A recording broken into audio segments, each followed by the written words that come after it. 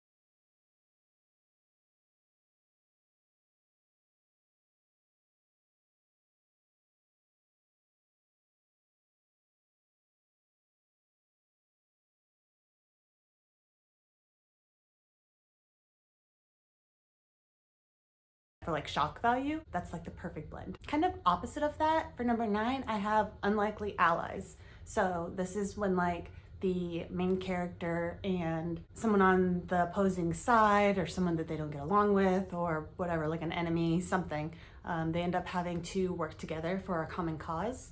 I like this trope a lot because a lot of times it makes the main character kind of broaden their horizons or like open up their worldview and everything, because it kind of makes the main character and maybe the other person as well start seeing things in a different perspective and realize that maybe they're not like the only right answer. There might be like more than one way to do things, you know, or to see things. And so this trope is like really good for if the main character has reached a point where they kind of need a new perspective in order for them to find a solution for whatever they're doing, to kind of see things in a new light. Or it's also good, I feel like, for character growth if they've kind of always been like a very black and white type of character, and starting to understand the enemy allows them to see kind of the grayness of the world. I really like that. But playing off of this one, number 8 is enemies to lovers. I know that this is a very commonly loved and hated one, but when it's done right, this one can be really, really good. I know that there's been like a big conversation, I guess, about the distinction between enemies to lovers and rivals to lovers. And so I just want to clarify, I do also enjoy the whole rivals to lovers trope, but for specifically enemies to lovers, you know, it needs to be, in my opinion, for like something with consequence and I guess like impacts their life. So I feel like rivals to lovers is a more common thing for like contemporary fiction, and a lot of times you'll see enemies to lovers more in fantasy rather than rivals to lovers. But so both characters need a reason to dislike the other. It doesn't quite have the same impact to me if it's like one hates the other character and the other one's like amused or doesn't understand or whatever. Like they need to have like an actual reason for disliking someone, I guess, is what I'm trying to say. But to me, that's just like, what is enemies to lovers? In order for it to be good to me, it needs to be something a single conversation can't just fix. This isn't just miscommunication or anything like that. Like they need to require time spent with each other and learning about each other and kind of seeing like, oh, maybe I created a picture of them that wasn't all of who they are. Maybe there's more to them than just this like one aspect that I hate or something. Or it could be that they did have a valid reason for hating like all of them, but then like over time, the things that they hated about them like have slowly changed. And so they have to slowly get to know each other and then see that there's more to them and come to trust them in spite of their reasons for being enemies. And then they can go on to be lovers. I don't want it to be just, you know, like they could have attraction and stuff beforehand, but I don't want them going from, yeah, we hate each other, have a single conversation, and now they're like dating or something like that. It needs to be a very slow build in order for it to like grip me like how I feel like it should. Number 7 is the reluctant hero. Being a hero is obviously a very hard and draining and sacrificing job, like I know from experience, but I think it's because of all that it takes from the hero, like from their life, like everything they're giving up or like all the things that happen to them because of it, the risk, the sacrifice, you know, it's because of those things that when a character kind of has to take on that role without really wanting it, whether they're being forced to by other people or circumstances are requiring it of them, like they don't have another choice, it's the only option in order to like save someone they love or whatever. It can be like coerced or they kind of get pushed into it out of necessity. Either way, seeing a character kind of get forced into that situation, I feel like can be really emotional because it's not something that they chose for themselves, but they're doing it and giving all this up anyways. But it's not necessarily just like the hero for me that this could work for. It could also be something like a prince who tried to leave his role and then for whatever reason has to go back into that and take up the mantle again, you know, things like that. I also really enjoy. It's kind of like the character is realizing what is needed of them and that they need to do this even if it's not what they wanted for themselves. But this trope and my next one I think can go really excellently together. So number 6 is, honestly, it's kind of a 2-in-1.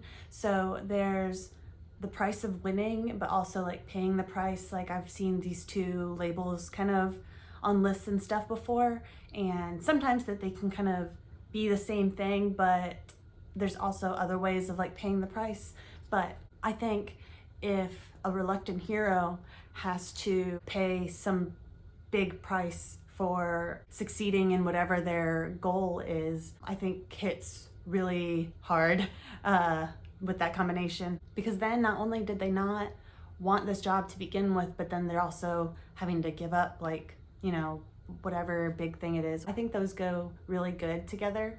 But so for paying the price, to me that's not just for, you know, having to do this big sacrifice in order to win. I think that there's other ways that this can be done really well as well. Like in the TV show Once Upon a Time, this is a spoiler, so I'll put like a little timestamp, I guess, so that way if you don't want a spoiler for that show, you can skip it right now. But so in Once Upon a Time, the evil stepmother had to kill the thing that she loved most, and so she killed her father in order to create that spell. But so sometimes even like a villain's actions, a sacrifice that they make in order to do something that, you know, is awful for the main character, and from like our point of view and everything, seeing like the sacrifices that they pay in order to achieve their ends, I feel like are also really impactful, because sometimes they can like make you feel for them too. Seeing what they give up kind of makes the importance of what they're after realer, or more understandable, I guess, in a way. And so then you start to see them as more human and feel pain for them, like what they've given up.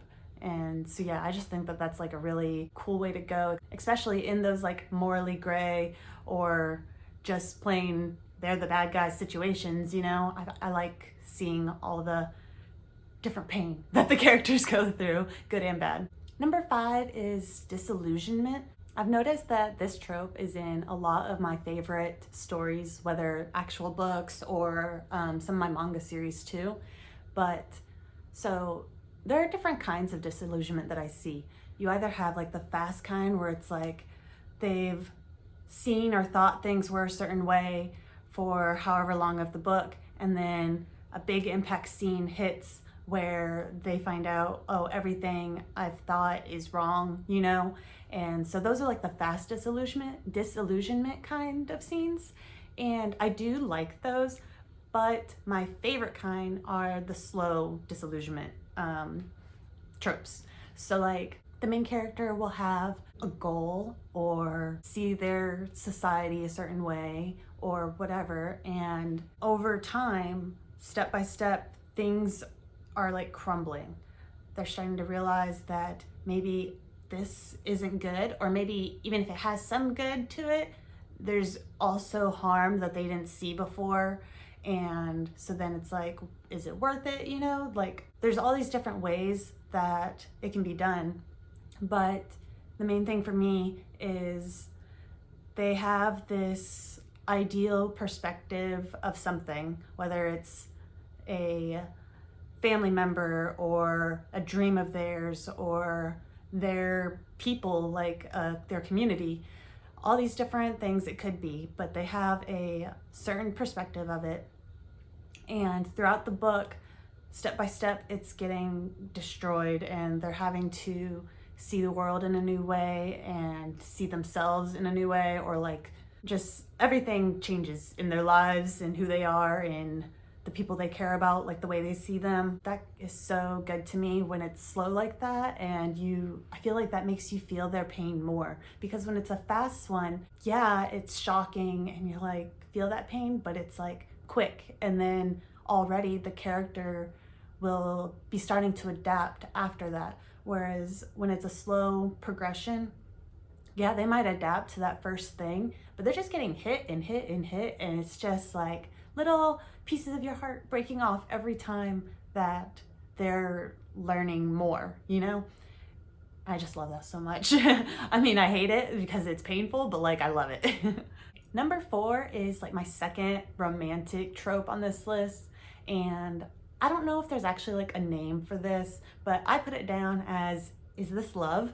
And so for me, this is like when an alien or an android or someone who is very shut off from others, and so just kind of hasn't really had a lot of experience with emotions, maybe ever or in a long time, they start developing feelings for the main character, or if it is the main character, for someone else. And it is such a new concept for them that they don't know what it is that they're experiencing. One example that I can give without it being spoilery, because it's what like the plot of it is about, is the manga Chobits is a romance between an android and a human. And so a lot of the story is just about her kind of processing and learning what it means to be human, what the feelings are, and all of those things. But I really like the kind of slow exploration of emotion that comes with that, when the main characters don't really understand what it is that they're experiencing.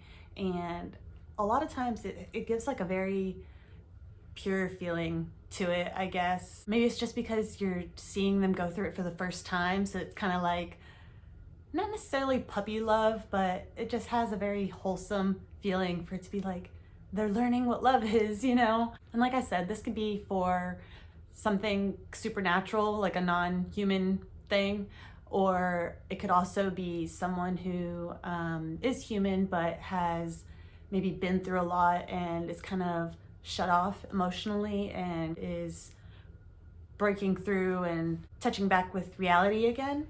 And just to clarify, I'm not talking about like where the character is normally a jerk or anything, just where they're new to like this. Number 3 is another one that didn't really have a title, I guess, that I found.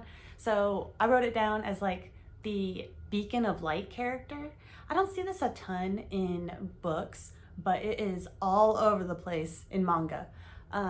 So if you read manga, in shonen manga, where it's like the really actiony stuff, there is a character trope where the main guy is like the underdog, and then people love him because, you know, he starts out at the bottom, and through his work ethic and willpower and friendship and all this stuff, he ends up becoming like crazy strong. I feel like the beacon of light character is the female counterpart to that, like for shoujo or like school manga and stuff like that. So this is when you have typically a girl who is very like full of love, I guess. I feel like some people would really hate this character type because I think it was a common one for depictions of girls for a long time, and so it kind of creates like a bad stereotype of being like, this is how girls should be. And I don't think that, but I do think, like, I don't think that that's like a girl's role. I think that people should be full of love, I guess. So it does kind of suck that there's that whole like gender placement with it, but I do like the characters themselves and the environment and story it creates. But it's like where one character is like full of love and has a very optimistic, glass half full like kind of personality, and because of that they kind of attract people to them, and it just becomes a very found family type of situation. Fruits Basket is a very famous example of that. She's definitely what I picture for like beacon of light characters. You have a lot of like the outcast people, I guess you could say, get drawn to her. Same with Sailor Moon. You know, all the Sailor Scouts, they were drawn to her because of her loving, if annoying oftentimes, but loving and accepting personality. So yeah, this is a very common one in manga. I don't know how it would be done in a fantasy book, but I feel like I would still like it. For number 2, I wrote down, surprise, we're family. And I do not mean this romantically.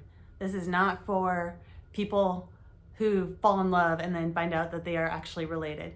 But I do think it's cool if like a mentor figure, you find out that they are like a parent or maybe even the enemy, you find out that they're related to you somehow or something like that. I think that that's really cool and can create some interesting dynamics between the characters. But yeah, I like the surprise that it gives, and it adds like a connection, like another layer of connection between them, especially if they are like the villain or something like that. Making them a part of their family, I feel like kind of gives it like another layer of like, oh, like, are you gonna be able to defeat them if, you know, you've just found out that they have this connection to you? And then also it can allow for a lot of interesting interactions between them leading up to the reveal. But yeah, I don't have a lot to say on that one. I just think it's cool. But for number 1, my favorite trope is star-crossed lovers.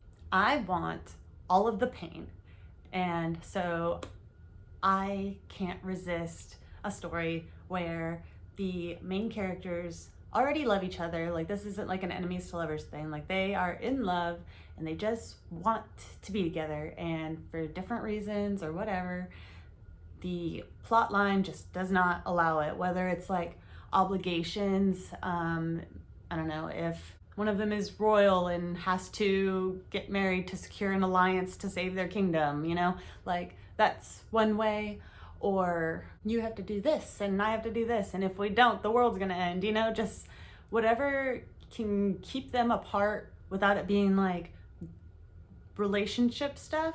I love it. I like it to be outside of the relationship. They just need to be happy and in love when they are together, and then everything outside of the relationship gets in the way. That is my favorite thing. Just, it's so good. Or like if one of them finds out that they, like, for whatever reason could potentially hurt the other person, and so then they have to like keep their distance and stuff, and not just be like shady about it, like like, or secretive, I mean, like maybe they have some painful goodbye or whatever. Just Give me the heartbreak. But yeah, so those are my 10 favorite book tropes. What did you guys think of them? What are your favorites? Let me know down in the comments. Thanks for watching. Bye.